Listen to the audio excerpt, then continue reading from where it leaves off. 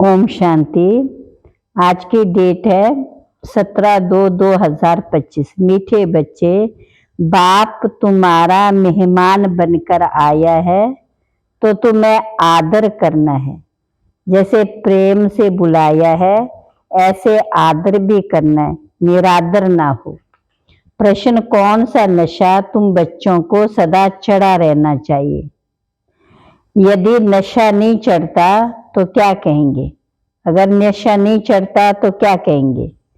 बाबा ने कहा, ऊंचे ते ऊंची आसामी इस पति दुनिया में हमारा मेहमान बनकर आया।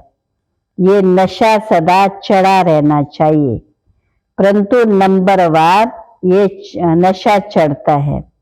कई तो बाप का बनकर भी निश्चय बुद्धि बन हाथ छोड़ जाते तो कहेंगे इनकी तकदीर है, तो कहेंगे इनकी तकदीर।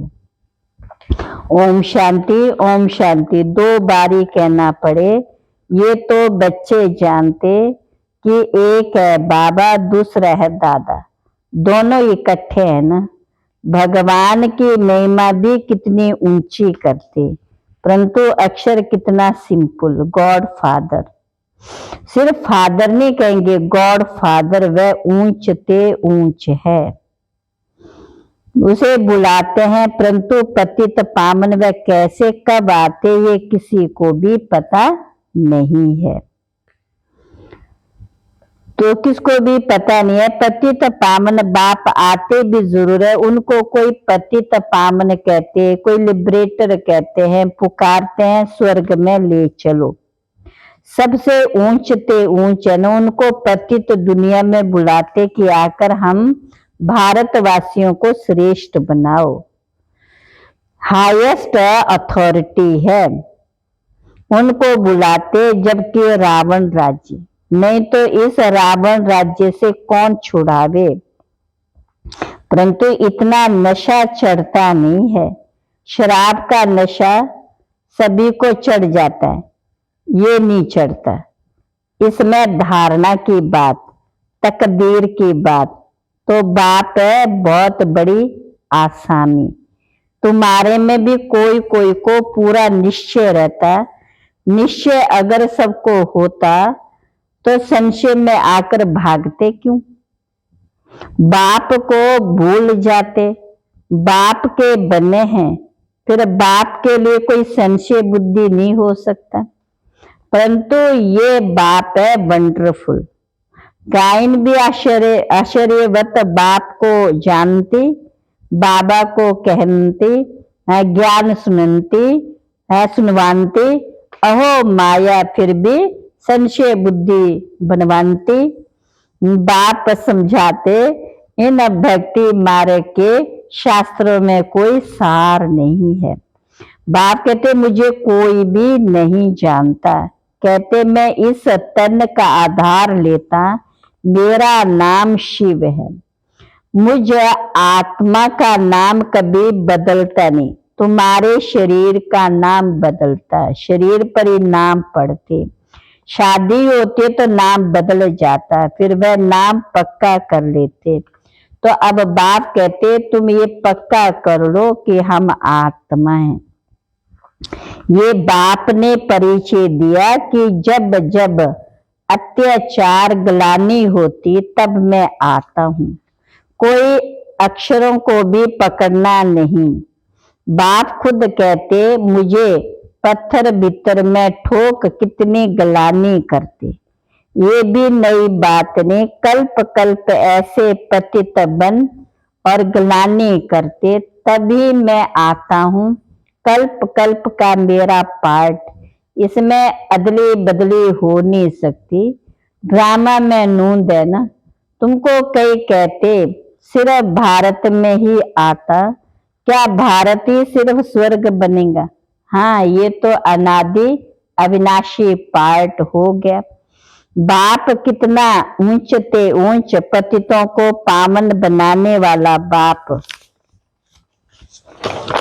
हाँ, कहते मुझे बुलाते हैं कि इस पति दुनिया में मैं तो सदा पावन हूँ, मैं तो सदा पावन हूँ। मुझे पावन दुनिया में बुलाना चाहिए ना, परंतु नहीं, पावन दुनिया में बुलाने की दरकार ही नहीं।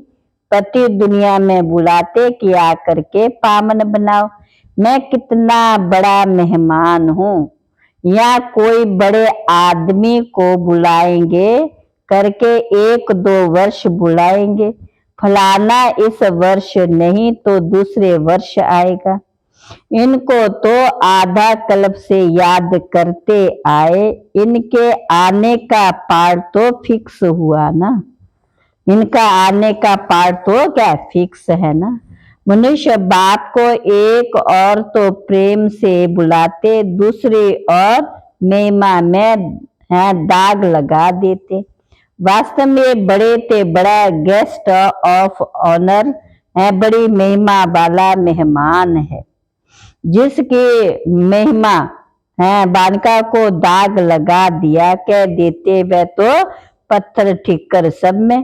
कितने हाईएस्ट अथॉरिटी, बुलाते भी बहुत प्यार से, परंतु है बिल्कुल बुद्धू। मैं आकर अपना परिचय देता हूं कि मैं तुम्हारा फादर हूं। जब सब रावण की कैद में हो जाते तभी बाप को आना होता, क्योंकि सब भक्तनीय है और ब्राइड सीताएं, बाप है ब्राइड ग्रूम राम। एक सीता की बात नहीं, सब सीताओं को रावण की जेल से छुड़ाते हैं। यह बेहद की बात, यह है पुरानी पति दुनिया, इसका पुराना होना फिर नया होना एक्यूरेट। ये शरीर आदि तो कोई जल्दी पुराने हो जाते, कोई जास्ती टाइम चलते। ये ड्रामा में एक्यूरेट नोंद है, पूरे 5000 वर्ष बाद फिर मुझे आना पड़ता है। तो मैं ही आकर अपना परिचय देता हूँ और सृष्टि चक्र का राज समझाता हूँ। किसको भी ना मेरी पहचान, ना ब्रह्मा विष्णु शंकर की, ना लक्ष्मी नारायण, ना राम सीता की पहचान। ऊंच ते ऊंच एक्टर ड्रामा के अंदर तो यही है। रावण के 10 शीश क्या, ये किसी को भी पता नहीं। बाप ही आकर सारे वर्ल्ड के आदि मध्यंत की नॉलेज बताते, कहते मैं हूं बड़े ते बड़ा गेस्ट, परंतु गुप्त। ये भी सिर्फ तुम ही जानते, परंतु जानते हुए भी फिर भूल जाते। उनका कितना रिगार्ड रखना चाहिए, उन्हें याद करना चाहिए। आत्मा भी निराकार, परमात्मा भी निराकार। तुम्हें सदैव अविनाशी चीज को देखना चाहिए। तुम अविनाशी देह को क्यों देखते हो? देह अभिमानी बनो, इसमें ही मेहनत है। जितना याद में रहेंगे उतना कर्मातीत अवस्था को पाए ऊंच पद पाएंगे। बाप बहुत ही सहज योग अर्थात याद सिखलाते। योग तो अनेक प्रकार के हैं, याद अक्षरी यथार्थ है। परमात्मा बाप को याद करने में ही मेहनत। कोई बिरला सच बताते कि हम इतना समय याद में रहा, याद करते नहीं है तो सुनाने में लज्जा आती है। लिखते हैं सारे दिन में 1 घंटा याद रहे तो भी लज्जा आनी चाहिए ना। ऐसा बाप जिसको दिन रात याद करना चाहिए और हम सिर्फ 1 घंटा याद करते, इसमें बड़ी गुप्त मेहनत है। बाप कहते मैं नई दुनिया का गेस्ट नहीं बनता हूं, आता ही पुरानी दुनिया में हूं। नई दुनिया की स्थापना आकर करता हूं। कल्प बाद ये पार्ट रिपीट होगा। मुझे बुलाते, वर्ष वर्ष शिव जयंती मनाते। जो होकर जाते तो उनकी वर्ष वर्ष वर्षी मनाते हैं।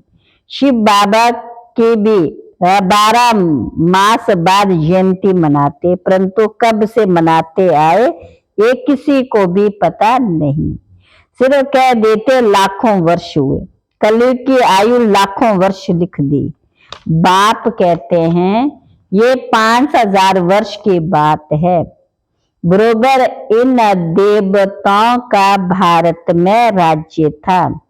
जब बहुत दुखी होते हैं तो कहते हैं आओ मैं आया भी हूं पति दुनिया में। रथ तो हमको चाहिए ना, आत्मा अकाल मूरत उनका ये तखत है।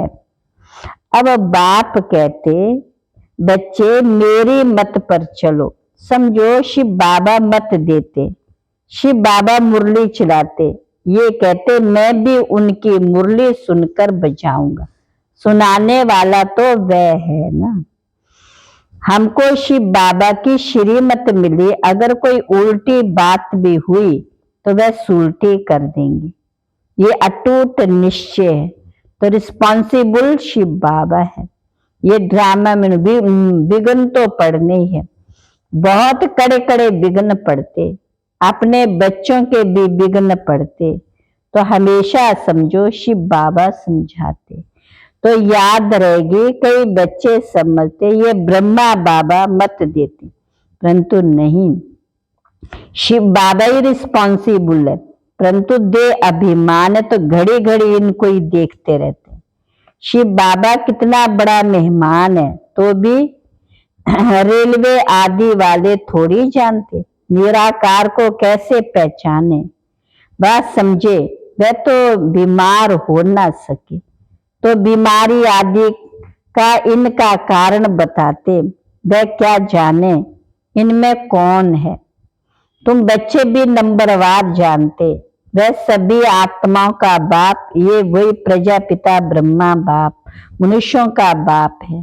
तो ये दोनों बाप दादा कितने बड़े गेस्ट हो गए। बाप कहते जो कुछ होता है ड्रामा में नून, मैं भी ड्रामा के बंधन में बांधा हुआ हूं, नूंद बिगर कुछ कर नहीं सकता। माया भी बड़ी दुष्टर है, राम और रावण दोनों का पार्ट। ड्रामा में रावण चैतन्य होता तो कहता मैं भी ड्रामानुसार आता। ये दुख और सुख का खेल, सुख है नई दुनिया में, दुख है पुरानी दुनिया में। बाप सबको सुख देकर जाते, अभी फिर पार्ट रिपीट होता। दुनिया कभी खलास नहीं होती, खलास होना इम्पॉसिबल है। समुंदर भी नदियों में है, ये थर्ड फ्लोर तो है ना। कई माँ कहते हैं जलमय पानी पानी हो जाता है, फिर भी पृथ्वी फ्लोर तो है ना, पानी भी तो है ना। पृथ्वी फ्लोर कोई विनाश नहीं हो सकता, जल भी इस फ्लोर में होता है। सेकंड फर्स्ट फ्लोर है, सूक्ष्म बतन मूल बतन में तो जल होता ही नहीं। ये बेहद सृष्टि के 3 फ्लोर है, जिसको तुम बच्चों के सिवाय कोई भी नहीं जानता। अतीन्द्रिय सुख का गायो जो रात दिन सर्विस पर तत्पर है, सर्विस ही करते रहते, उन्हें बहुत खुशी रहती। कोई कोई ऐसे दिन भी आते जो मनुष्य रात को भी जागते, परंतु आत्मा थक जाती तो सोना होता है। आत्मा के सोने से शरीर भी सो जाता है, आत्मा ना सोए तो शरीर भी ना सोए। थकती आत्मा, आज मैं थका पड़ा हूं, किसने कहा? आत्मा ने। तुम बच्चों को आत्म अभिमानी हो रहे ना, इसमें ही मेहनत है। बाप को याद नहीं करते, देह अभिमानी नहीं रहते, तो देह के संबंधी आदि याद आ जाते। बाकी तो तुम अशरीरी आए थे, फिर अशरीरी जाना, ये देह के संबंध आदि भूल जाना। इस शरीर में रहते मुझे याद करो तो सतो प्रधान बनेंगे। बाप कितनी बड़ी अथॉरिटी है, बच्चों के सिवाय कोई नहीं जानते।